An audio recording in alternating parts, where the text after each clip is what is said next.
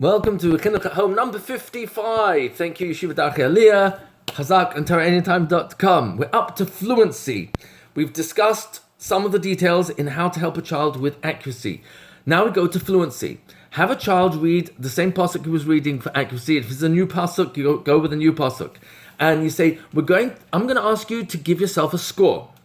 You're asking your child to give herself a score, 0 to 10. 0 is the least, 10 is the most. For fluency, define fluency. It's very important. Define fluency for your child. Don't expect them to understand, because now you're going to quantify exactly what's expected of them. Fluency comes from the word flow.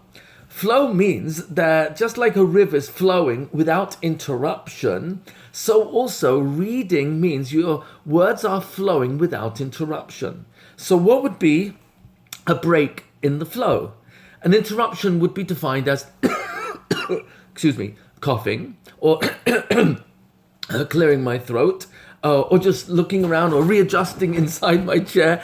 All these are indications of what the mind consciously, subconsciously tells the body to do, because it's uncomfortable when asked to do something it doesn't enjoy, because they know they're not good at. So reading fluency might be something the child has stabbed at and given so much attempts to, and is still struggling with, that when he's asked to read something fluently and give himself a score, he's gonna cough, clear his throat, look around, move in his chair, anything to buy time, to delay jumping off into that river of fluency.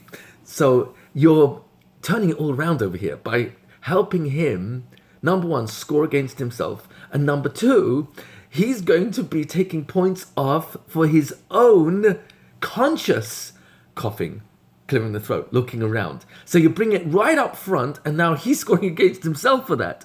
So you'll give him an example where if you cough or hesitate or pause or clear your throat or look around in the middle of a pasuk, that will score against you. So if you do that in every single word, and the words don't flow, then you'll score yourself a 0. If the words flow into each other and there's no break in the flow, no interruption, whether the interruption is a sudden pause or a long pause, or coughing, clearing the throat, moving around, you'll score 10 because you didn't have any interruptions.